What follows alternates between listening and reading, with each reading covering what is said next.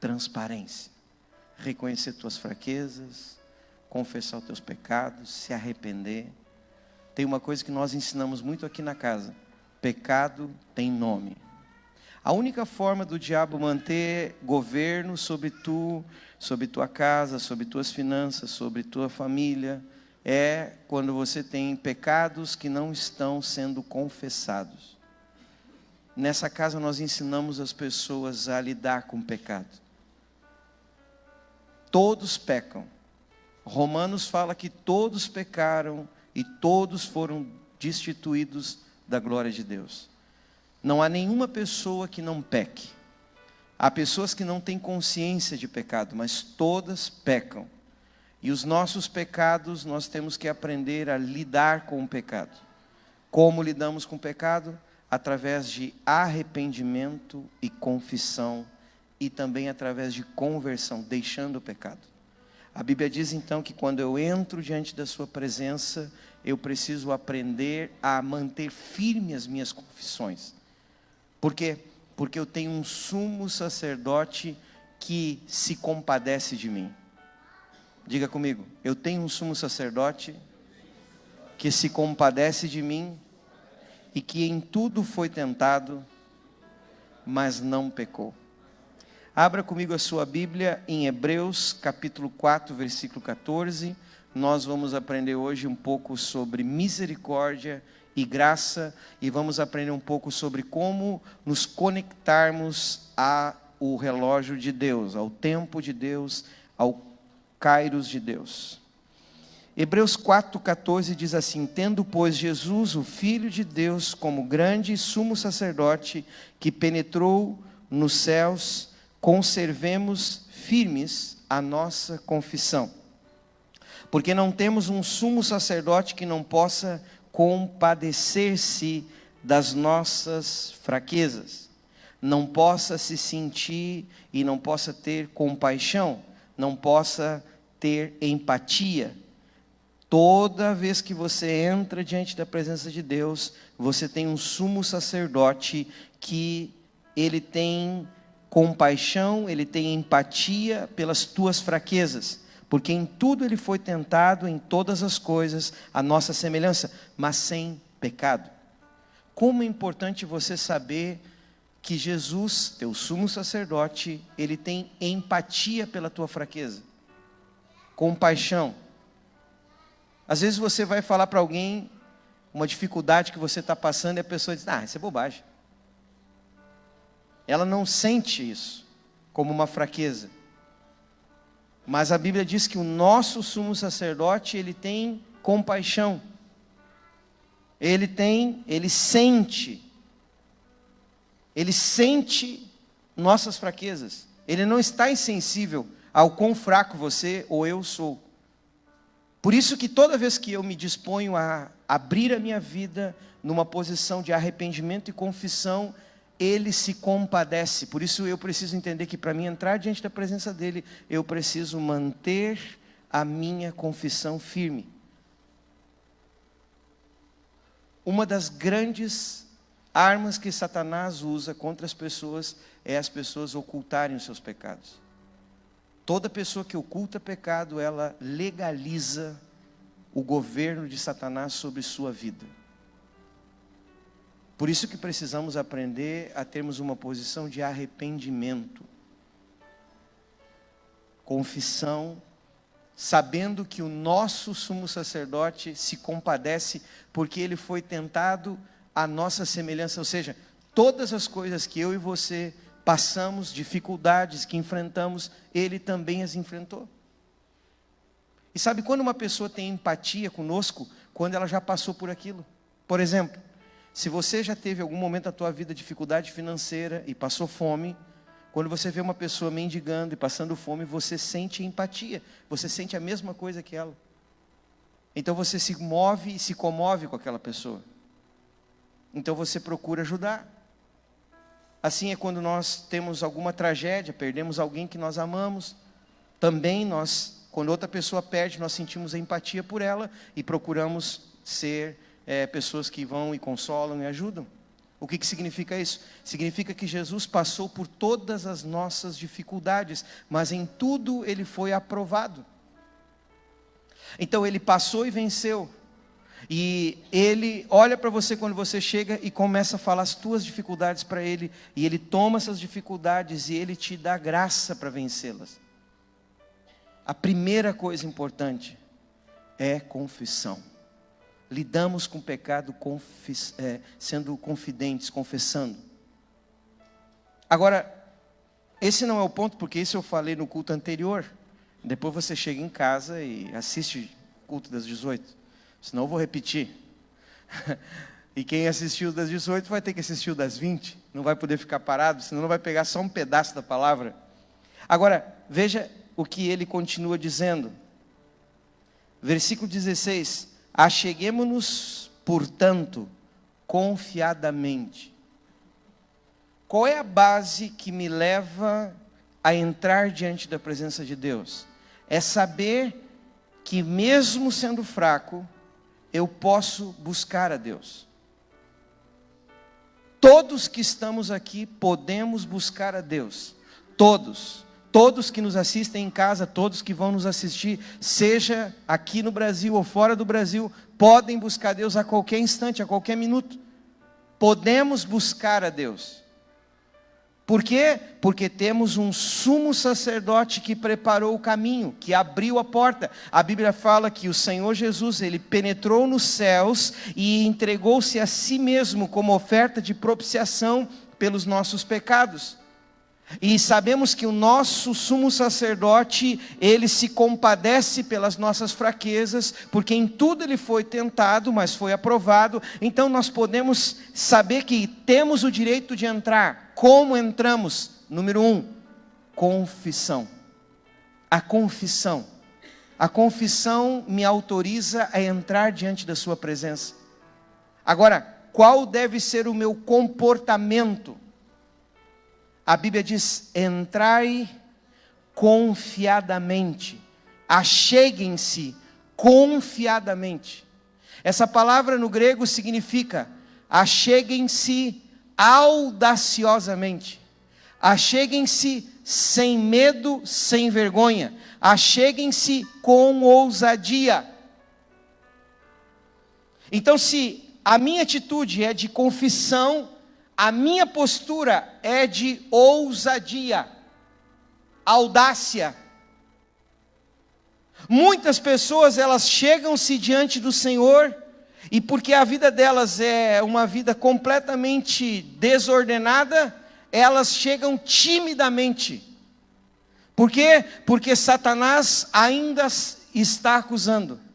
Talvez muitas vezes quando você vai orar, o diabo sussurre no teu ouvido: quem é tu para falar isso? Quem é tu para orar por um enfermo? Olha o que tu fez. E o diabo começa constantemente a jogar as tuas misérias diante de você, teus pecados, teu passado, teus erros, tuas falhas. Por isso que quando nós vamos entrar diante de Deus, a primeira atitude é confissão de pecados. Nós entramos, nos arrependemos: Senhor, me perdoa. Hoje eu fiz isso, pensei aquilo, e eu estou aqui me arrependendo. E naquele instante, o sangue de Jesus me cobre. Quantos me entendem? Esse é o poder do sangue de Jesus. Nós podemos entrar diante da sua presença, mantendo firmes a nossa confissão, ou seja, sempre que entramos pela porta do arrependimento. Sempre que entramos pela porta da confissão. Entramos com um coração arrependido e um coração confidente. Não encobrimos pecado, reconhecemos quem somos. Se mentimos, dizemos: Senhor, me perdoa porque eu tenho sido um mentiroso. Se roubamos, dizemos: me perdoa, Senhor, porque eu tenho sido um ladrão. Se temos adulterado, chegamos diante do Senhor e dizemos: Senhor, me perdoa porque eu adultero. Me perdoa porque eu entro na internet e eu vejo pornografia.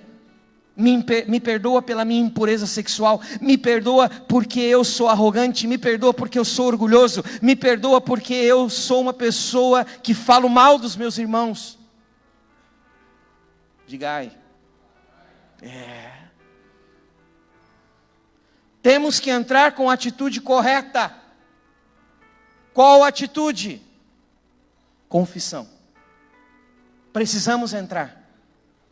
E isso nós derrubamos fortalezas de Satanás.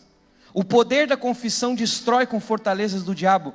A Bíblia diz que as armas da nossa milícia não são carnais, mas sim poderosas em Deus, capazes de destruir fortalezas, anulando sofismas e todo pensamento altivo que se levanta contra o conhecimento de Deus.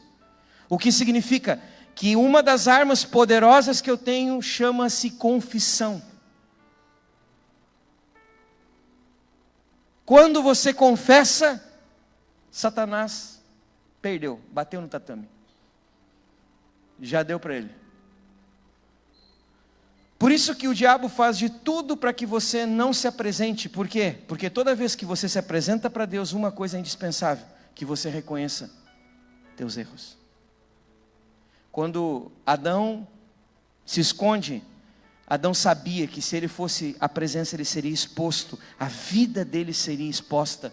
Eu sempre falo para os ministros, para os adoradores aqui, a Bíblia diz que não há nenhuma criatura que fique encoberta diante do Senhor.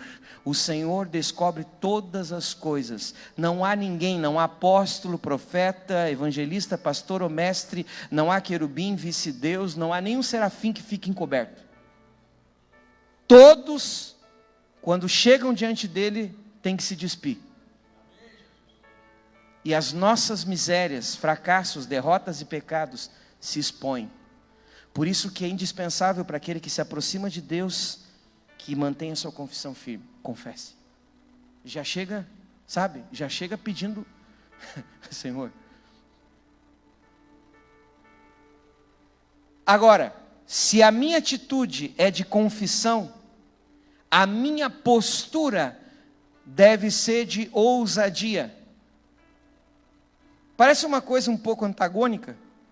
Como que de um lado eu me humilho, confesso, e do outro lado eu me posiciono como uma pessoa ousada? Vou explicar para você. Quando você vai na casa de uma pessoa pela primeira vez, você não conhece, você vai visitá-la. Você fica todo cheio de dedo, né? Fica lá, a pessoa entra, senta aqui, você senta, né? Você, o máximo que pede para ir no banheiro. Agora, quando você vai na casa de uma pessoa que você é íntimo, por exemplo, na casa do teu pai, da tua mãe. Espero que todos tenham liberdade na casa dos seus pais, né? Deveriam ter. Você abre a geladeira e diz: o que tem de bom aí?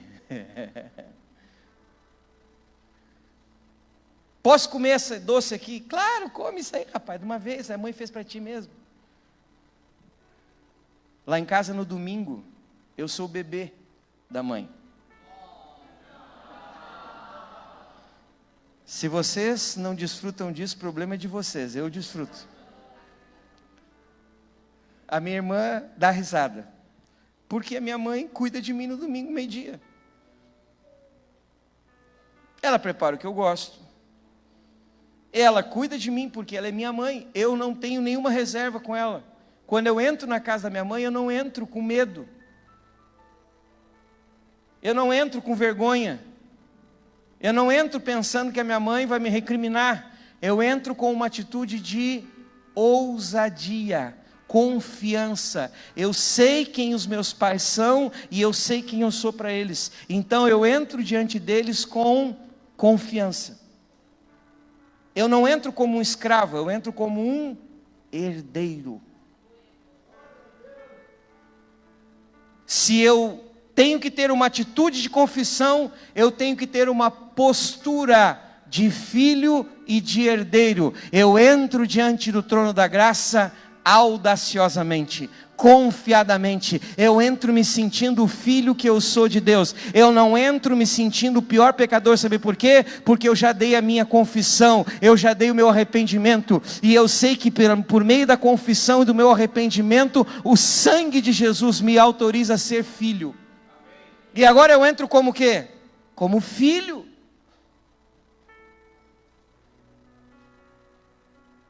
Eu me comporto como filho. Eu entro diante da presença do meu pai e me comporto como herdeiro. Não me comporto como aquele que vem pedir migalha. Eu venho tomar parte na minha parte. Eu venho tomar herança na minha herança. Porque na mesa do meu pai há uma cadeira com o meu nome escrita, dizendo Marcos Fernando. E não há nenhum filho que sente nessa cadeira, porque essa é minha.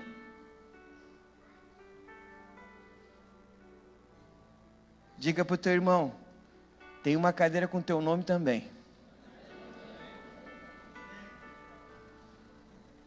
Está entendendo? Deus está esperando. Ele prepara uma mesa para você, diante dos teus inimigos. Unge a tua cabeça com óleo, e o teu cálice transborda. Sabe, diante dos teus inimigos, Ele prepara uma mesa e diz, esse é meu filho. Essa é minha filha. O inimigo te tem por escravo, mas Deus te tem por herdeiro. O inimigo te tem por escravo, mas Deus te tem por filho. Entrai ousadamente, confiadamente, acheguem-se a Ele com confiança. Isso muda tudo. Porque tem gente que chega diante de Deus se sentindo, eu não sou digno. E na verdade não é. Mas só quem entende a graça e a misericórdia se comporta de forma diferente.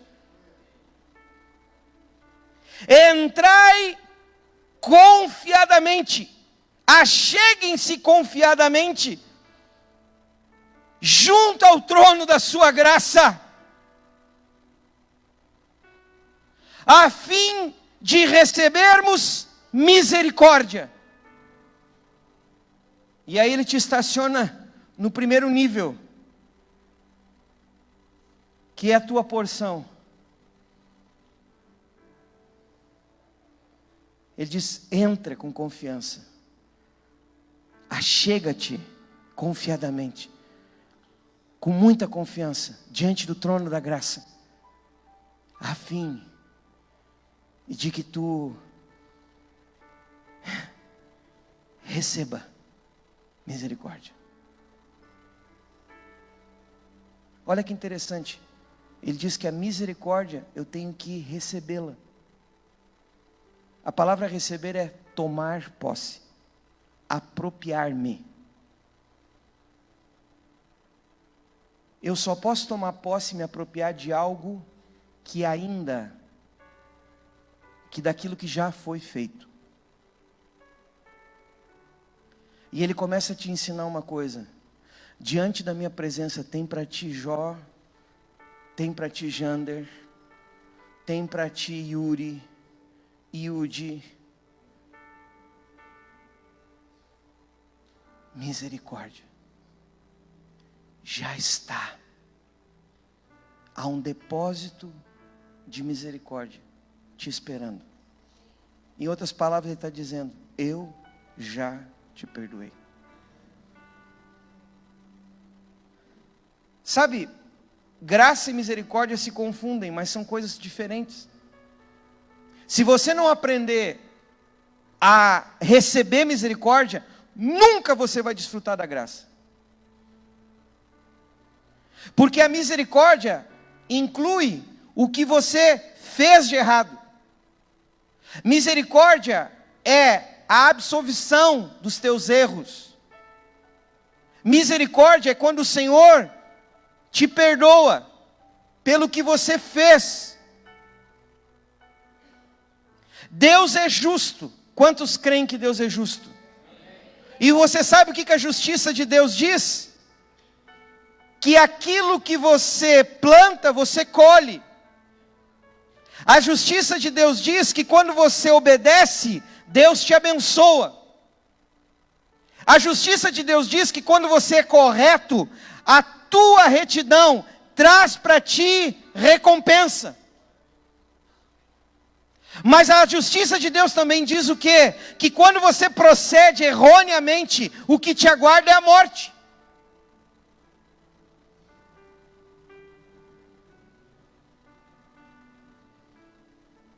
Vou te dar um exemplo do que é a justiça.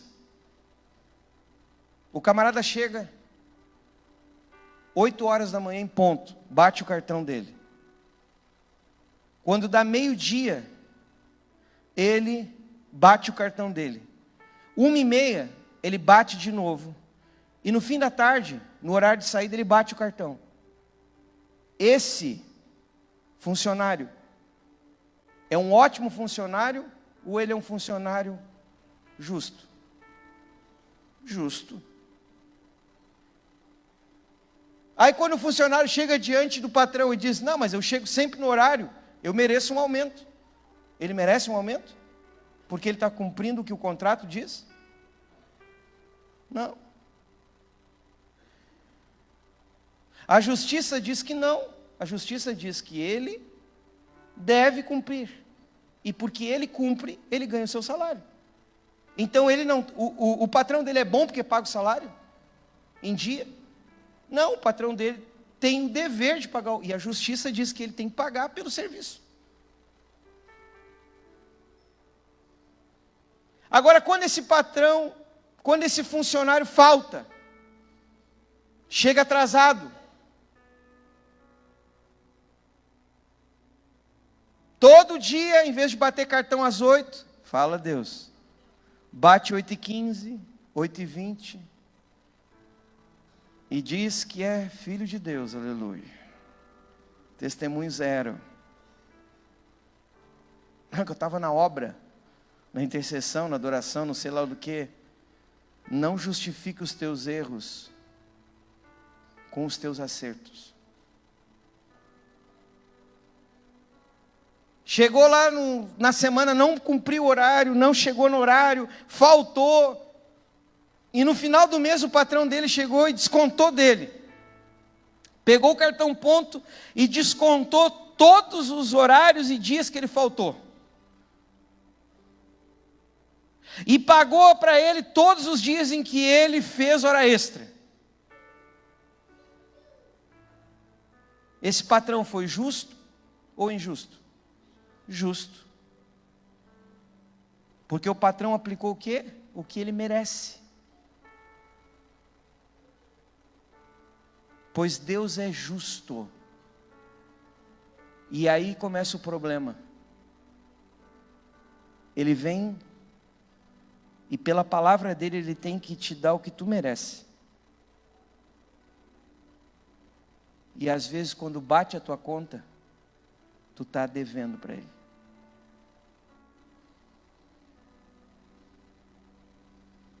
Me entende?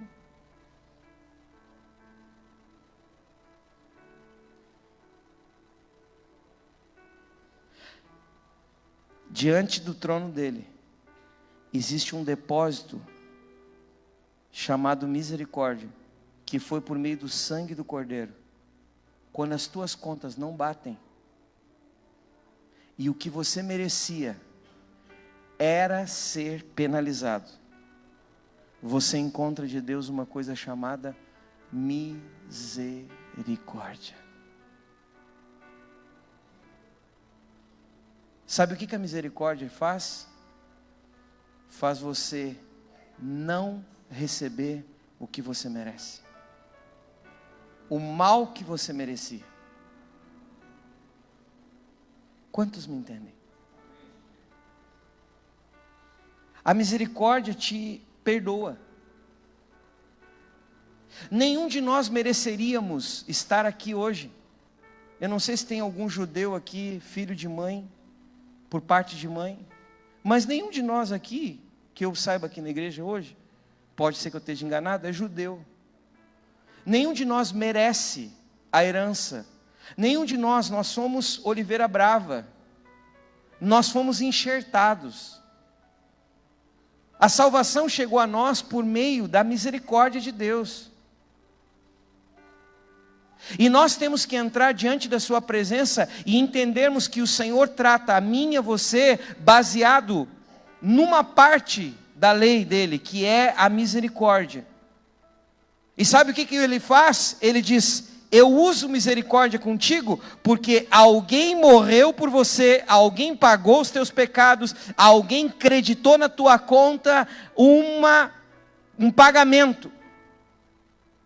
Pagou o que você devia. Eu preciso chegar ousadamente diante dele e me apropriar do perdão, da misericórdia de Deus sobre mim. De entender que a misericórdia de Deus opera em mim, na minha casa e na minha família. Eu preciso tomar posse da misericórdia. Há pessoas que nunca se perdoam. Nunca desfrutam do perdão. Uma vez eu fui até um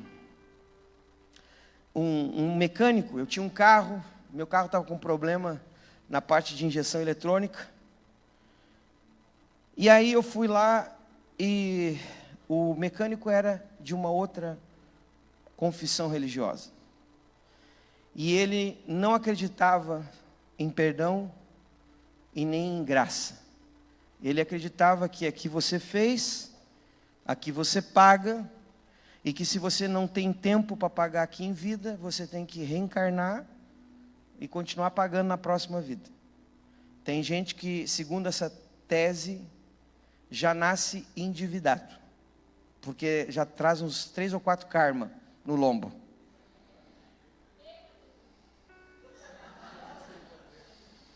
Me entenderam, não? Ok. E aí ele está lá me querendo evangelizar com essa doutrina dele. Eu estou lá arrumando meu carro. E eu estou falando para ele que o evangelho de Jesus Cristo está baseado na misericórdia e na graça. E ele não entende o que é misericórdia. E também não entende o que é graça. E eu estou tentando ensiná-lo sobre misericórdia e graça baseado numa revelação.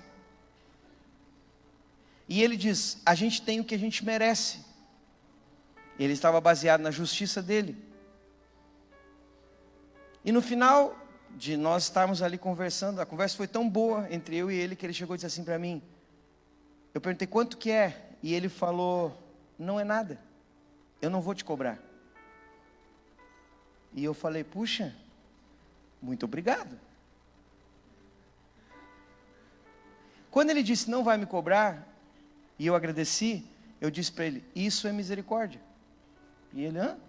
Eu falei, sim, eu te devo pelo serviço que você prestou, mas você usou comigo misericórdia, tu não me cobrou.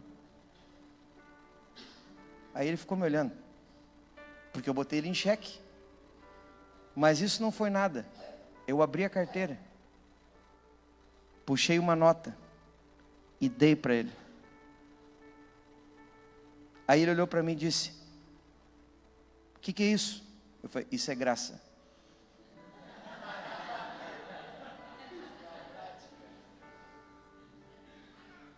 Estão me entendendo sim ou não?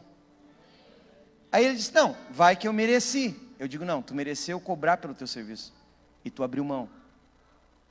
Eu te dei por generosidade.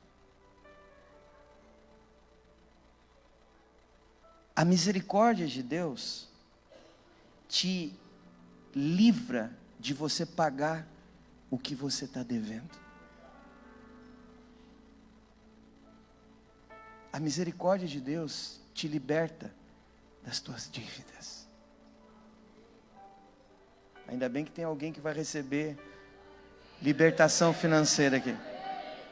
Olha, agora vocês começaram a entender. Eu tenho que ensinar o evangelho de vocês de trás para frente para vocês entenderem as coisas. Não, fala sério.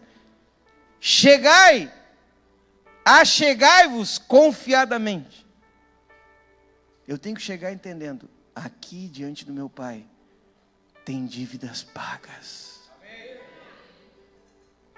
Sabe, Deus ama quando uma pessoa chega diante dele e entende que o Senhor tem para nós misericórdia. E eu não estou falando só de dívida financeira, porque senão alguns vão querer entrar na libertinagem e vão dizer, bom, Já que estamos aí,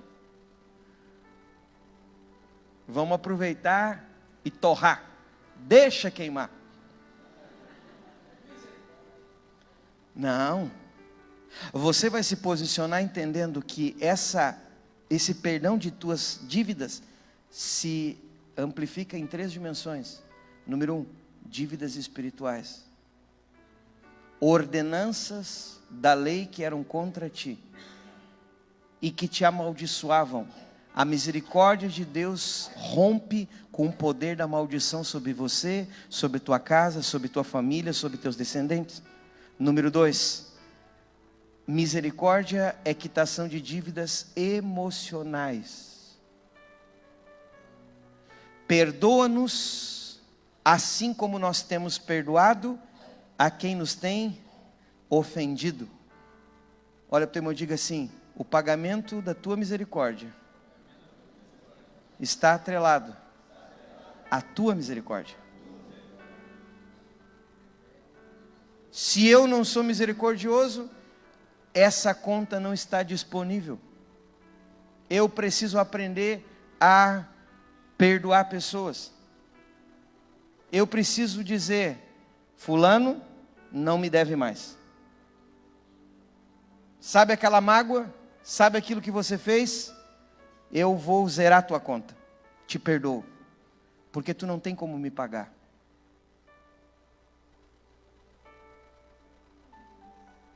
Tem mulher que não perdoa o seu marido. Escute, mulheres aqui. Abram seus ouvidos sobrenaturais aqui. O teu marido não tem para te pagar isso.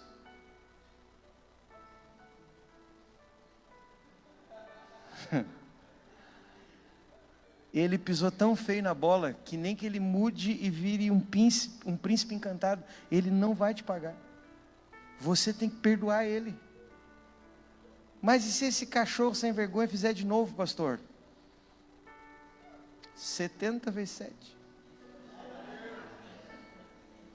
Que desgraça esse evangelho na minha vida.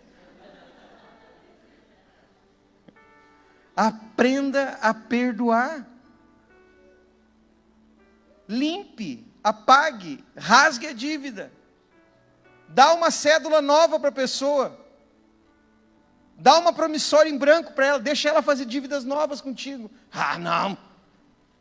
Aprenda que sempre haverá misericórdia diante do trono de Deus.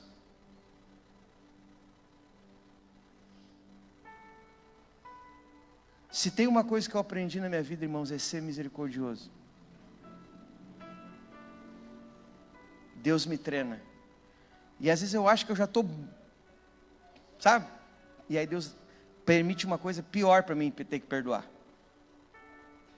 Mas eu perdoo, porque na medida que eu perdoo, eu sou perdoado.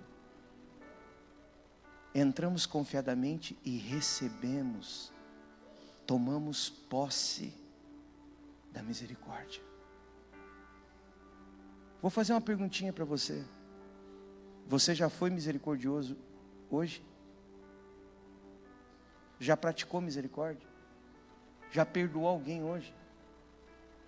Porque todo dia nós precisamos de perdão. Olha como é bonito chegar diante de Deus.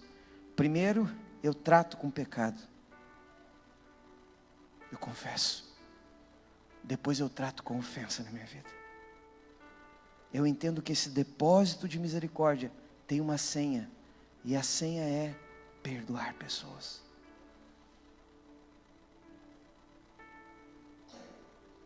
Olha para o teu irmão e diga: a herança de misericórdia está ligada à tua misericórdia.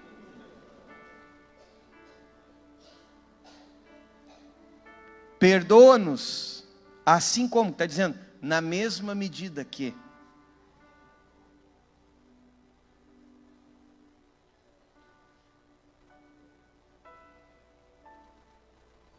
Terceiro nível de misericórdia, material e financeiro. Como é bom pedir perdão financeiro. Como é bom perdoar quem nos deve, irmãos.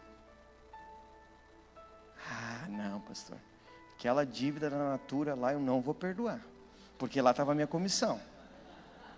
Não, aquele Avon que eu vendi lá, pastor, não. Até hoje eu tenho lá no meu caderninho.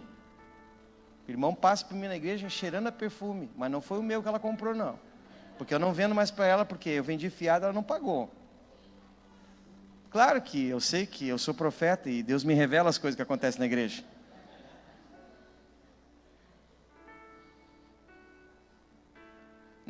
Eu sei muito bem. Paga de crente na igreja, mas lá não paga as contas. Está no meu caderno. É que se o apóstolo soubesse, não deixava tocar na igreja. Porque se eu fosse o pastor dessa igreja, ninguém daqueles que estão lá tocando, tocava. Ainda bem que você não é o pastor da igreja. Porque senão nem você ficava.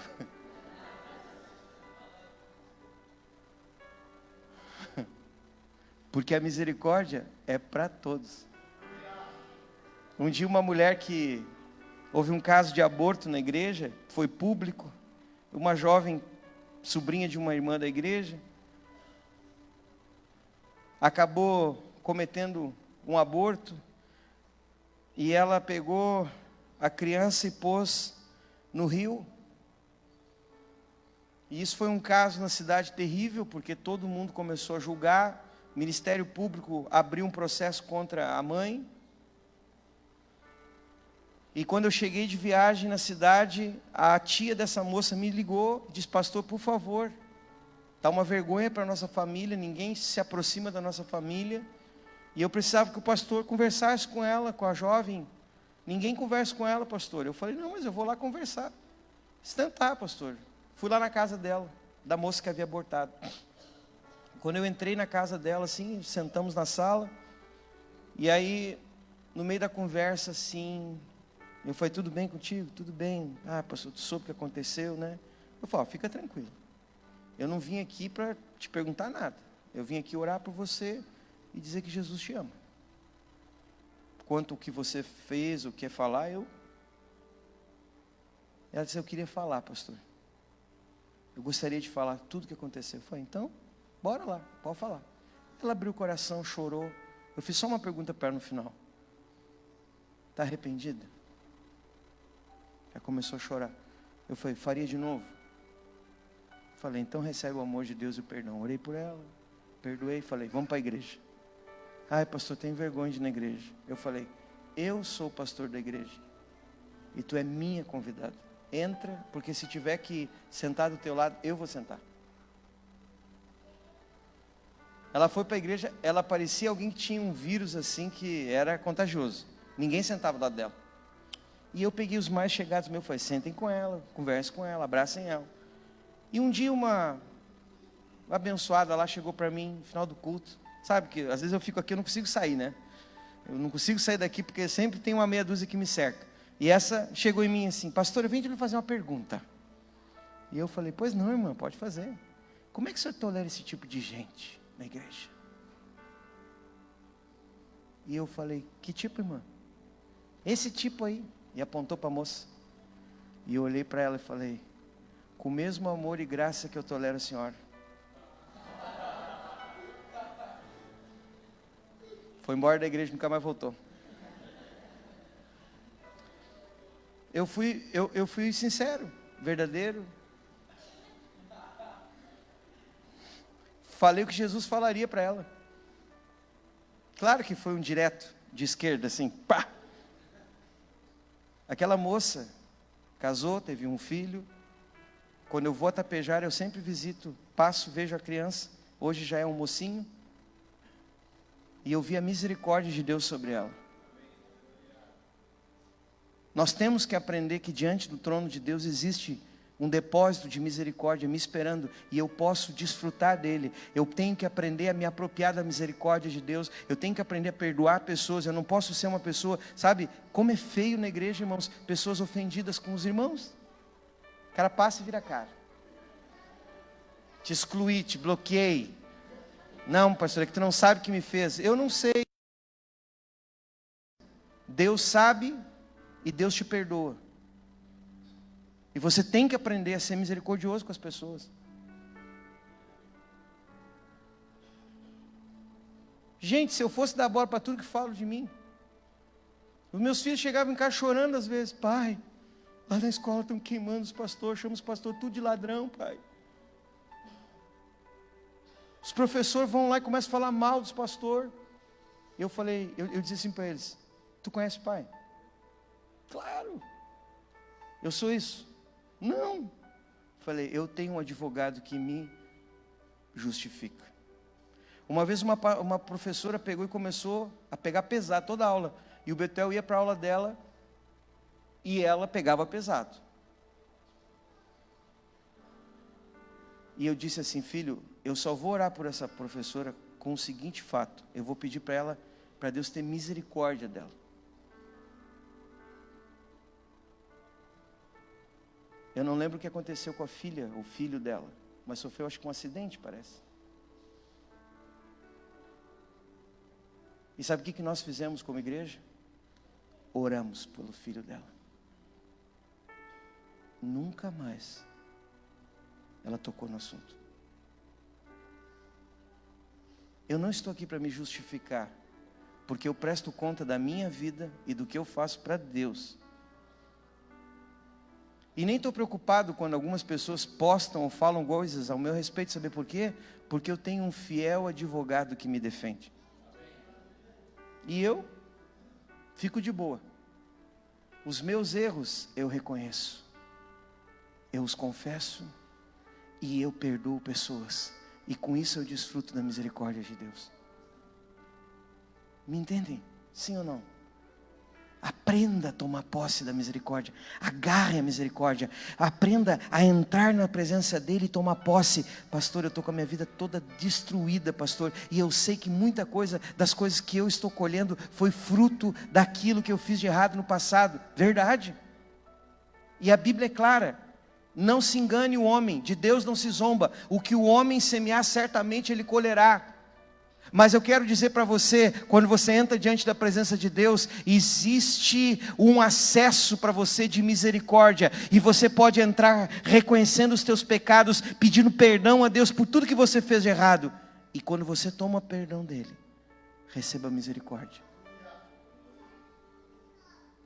Aquela colheita maldita, o Senhor, e Deus te dá uma oportunidade de uma nova semeadura. A misericórdia tem a ver com aquilo que você merece, com a punição que você merecia, com a parte de juízo que você merecia. Quando você entra diante da presença de Deus, você tem que entrar, e a primeira coisa que você tem que fazer é entrar com confissão, firme, confessando os teus pecados, mas depois você tem que entrar com uma posição de filho e dizer: Pai, eu tomo posse da tua misericórdia. Eu perdoo pessoas agora, viu, Deus? Eu vou perdoar o pastor, Senhor, porque ele me magoou lá no culto aquele dia. Ele falou e ele não me cumprimentou direito. E eu vim para falar com ele, ele não me deu bola, disse que não podia falar comigo agora. E eu estou bravo. Mas eu vou perdoar o pastor, porque ele é um ser humano que erra. E eu sou o que mais erro aqui. Tá bom, Deus, eu perdoei. E o Senhor disse: pois eu também te perdoo.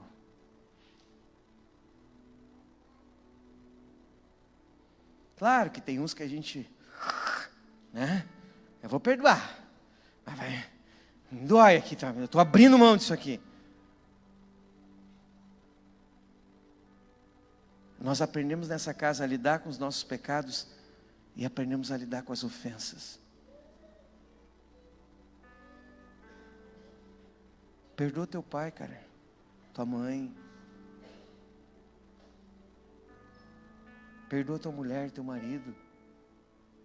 Entra com confiança diante da presença dele. Entra com ousadia. Entra e diz: Deus, hoje eu vou pegar essa lista maldita que eu tenho carregando pessoas dentro de mim e eu vou me libertar dela. Eu não estou conseguindo fazer sozinho. Vai falar com o Jander. O Jander é bom nesse negócio aí. Abre teu coração lá que o Jander faz veredas, te leva tudo nas tuas confissões mais apavorantes, sobrenaturais. Eu não consigo queimar minha dívida. A minha lista maldita, aquela lista que eu me agarro na lista. Vai lá, o Jander tem uns remédios bons ali para você.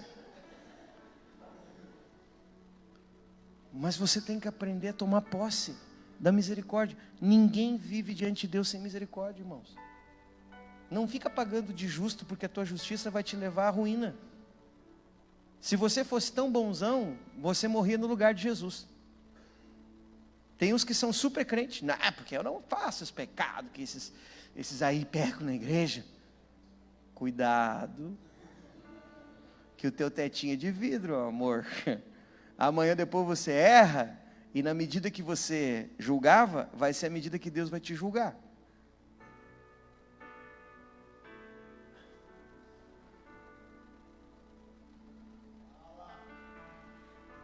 A tua medida de graça, de misericórdia com as pessoas, determina a medida de misericórdia de Deus contigo. Quem é muito misericordioso, sempre alcança misericórdia. Bem-aventurado os misericordiosos. Número 2. Acheguemo-nos, portanto, confiadamente junto ao trono da graça, a fim de recebermos, ou seja, tomarmos posse da misericórdia e acharmos graça para socorro em ocasião oportuna. Tá, mas para aí, o que é graça? A Bíblia diz que a graça eu devo achá-la. Por que a Bíblia fala que a misericórdia eu tenho que recebê-la e a graça eu tenho que descobrir, eu tenho que procurar, eu tenho que desvendar? Porque a graça é um mistério. A graça não se entende. A graça não é baseada na misericórdia de Deus. A graça é baseada na bondade de Deus. A Bíblia diz que graça, se você quer anotar, anote aí, é favor imerecido. A graça não está ligada à justiça. A graça não é fruto da justiça. A graça não é o que você merece, é o que você não merece. A graça só se conecta, só é catalisada nos teus dias de fraqueza. Número 2. A graça só se aciona quando eu estou fraco. No pior dia da tua vida, no dia mais difícil da tua vida, no dia que você não consegue, não pode, nas tuas fraquezas, a graça de Deus começa a se canalizar. A graça é um mistério. A graça de Deus é um mistério. Somente as pessoas que têm revelação da graça desfrutam de novos níveis de graça. E sabe o que Deus me falou? Que durante esse mês de setembro, Ele vai estar trazendo um descobrir, uma revelação sobre os mistérios da sua graça. A justiça diz: trabalha, porque digno é o trabalhador do seu salário. A graça diz: ainda que tu não trabalhe, eu te prosperarei. Engraçado que na justiça todo mundo, amém. Na graça você já, amém, aleluia. Eu conheço uma ilustração muito interessante sobre graça e misericórdia. Havia um banqueiro, trabalhava no banco, ele era gerente de um banco. E esse banqueiro começou a roubar dinheiro. E como ele era o gerente, custaram descobrir ele. Um belo dia, fizeram uma auditoria de contas do banco e descobriram que esse gerente tinha desviado milhões. Então, ele foi preso. A polícia levou ele para o presídio, todos os seus bens foram confiscados, sua casa foi levada a leilão, perdeu tudo que tinha. E ele dentro do presídio, um dia, alguém disse para ele: você tem uma visita. E ele foi lá no lugar da visita. Quem estava lá? O dono do banco. Quando ele viu o dono do banco, ele queria se jogar debaixo da cadeira. E ele começou a chorar e começou a dizer: me perdoa, tu confiou em mim. Tu era uma pessoa que sempre confiou em mim. Como que eu pude fazer isso? E o dono do banco olhou dentro dos olhos dele e falou: você está arrependido? Estou muito arrependido. Me perdoa. Eu mereço pagar por tudo que eu fiz. O dono do banco olhou para ele e falou: verdade. Virou as costas e foi embora. Pá, aquele silêncio do dono do banco piorou a vida dele. Um belo dia ele estava lá no pátio do presídio, mandaram chamar ele. Disse assim: você está livre? Hã? Como assim? Não, você está livre.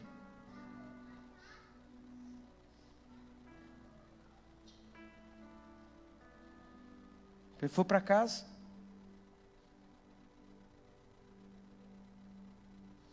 Encontrou a família dele. A mulher dele disse: nos devolveram a nossa casa. E tem uma ligação do senhor fulano de tal para você ir lá no banco. Puxa, ele tremeu. E aí ele foi procurar o advogado dele e disse: como que eu estou livre? O advogado dele disse assim: não, o dono do banco tirou a queixa contra você e mandou arquivar o processo.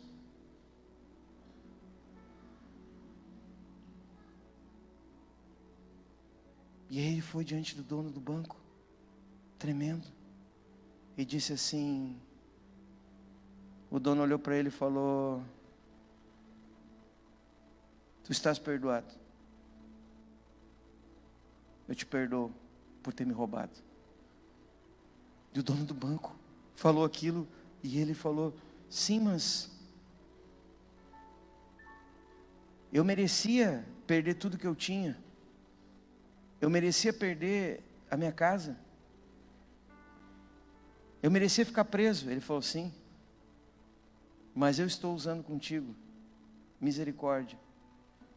E aí o gerente pegou e disse: não, o senhor não está usando misericórdia comigo, o senhor está usando muita graça. Ele falou: não, eu estou usando misericórdia, eu estou te perdoando. Graça é o que eu vou usar contigo agora. Além de receber de volta a tua casa, tu vais voltar a trabalhar para mim, e tu não vais ser mais gerente do banco. Não, ele disse: eu posso ir lá do cafezinho. Não, tu vais ser coordenador de todas as agências. Porque isso é a graça que eu aprendo com meu Deus, disse o dono do banco. Quem me entende? Eu pergunto, ele merecia? Ele merecia ser reposto? Ele merecia ser promovido? Não, ele não merecia. Ele merecia que nunca mais alguém confiasse nele. Os teus pecados tiraram todo o crédito que você tem. Pelos teus pecados você não mereceria nem entrar dentro dessa igreja, nem eu. Pelos seus pecados, eu e você não mereceríamos nem levantar as nossas mãos diante de Deus, porque nós temos muitos erros. E o Senhor não só nos perdoou, mas Ele nos colocou em lugares que nós não merecemos. Sabe, eu sou pastor hoje não porque eu mereço. Eu mereceria ter uma vida fora dos caminhos do Senhor. Eu merecia nunca pregar o Evangelho, porque eu não sou digno de pregar essa palavra. Eu não sou um super apóstolo. Eu sou um homem que tem um passado feio. Um homem que fez coisas muito feias. Mas Ele usou comigo a sua misericórdia. Me perdoou. E a graça dEle me tornou quem eu sou hoje. Agora diga, como que eu não vou servi-lo com tudo que eu tenho? Acheguem-se confiadamente diante do trono da sua graça, a fim de receber a misericórdia e encontrar graça para o momento oportuno, para o dia que tu precisa. Tem dias que a tua justiça não alcança. Tem dias que todo o teu trabalho, você se mata de trabalhar e a tua justiça não rompe as finanças. E eu não estou dizendo que você não tem que ser justo, não tem que levantar cedo, dar duro, trabalhar forte. Mas eu quero dizer que esse mês, além de Deus te livrar das tuas dívidas, por meio do sangue do Cordeiro Imaculado, Ele vai te levar, sabe ao quê? A um rompimento, a coisas que você não merece. Você vai morar numa casa e você vai dizer: eu nem mereço, né, morar nessa casa. Pergunta para minha mulher. Esse é o meu coração quando eu entro na minha casa. Eu digo: eu não mereço morar aqui. Eu não mereço dirigir o carro que eu dirijo. E o Senhor diz: eu te dou porque te amo.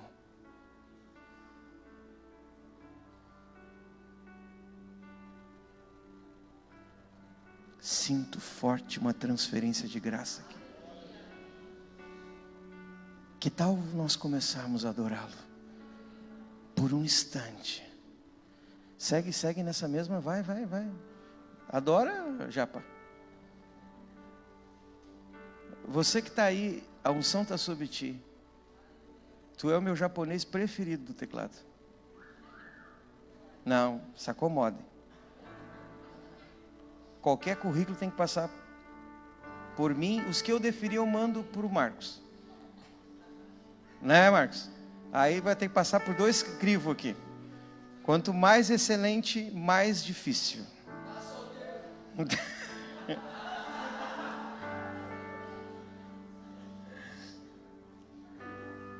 Vamos adorá-lo. Feche os teus olhos. Vai ajudar teu irmão, Bia.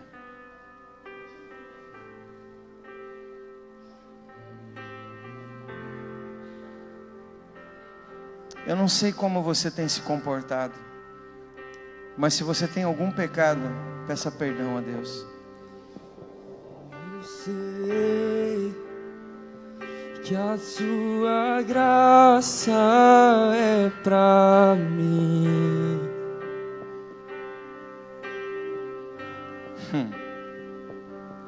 Eu sei que a tua bondade não tem fim,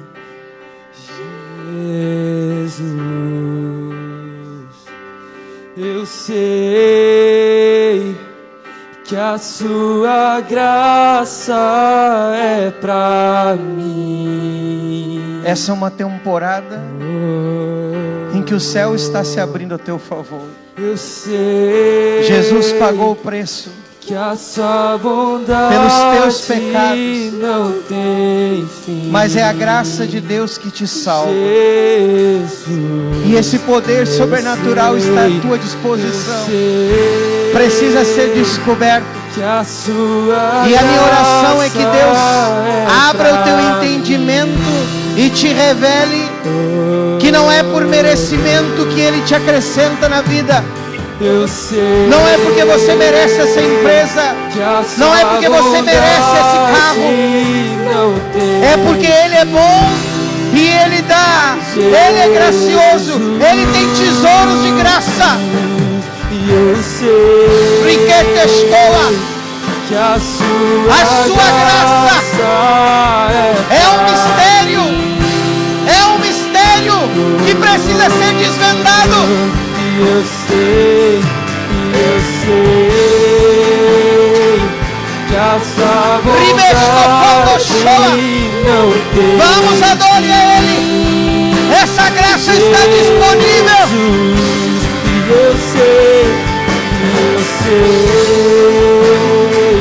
que a sua graça é pra mim.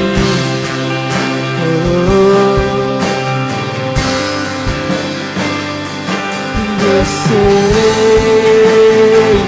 que a sua bondade não tem fim, Jesus. Quando eu não posso, quando eu não consigo, quando eu estou fraco, quando estou caído, você me levanta e me encoraja. Você me dá força você me resguarda. Quando eu não posso, quando eu não consigo, se você não consegue pela tua própria justiça, fraco, se as tuas forças não são suficientes, se o teu esforço não dá resultado, o que você precisa é da graça dele, da sua graça, da sua graça. Eu sei que a sua graça é pra mim.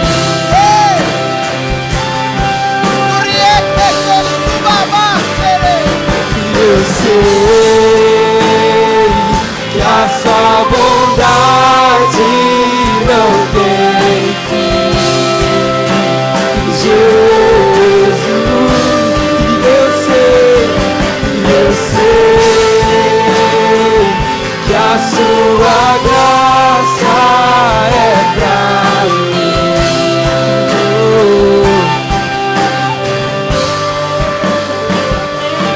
Eu sei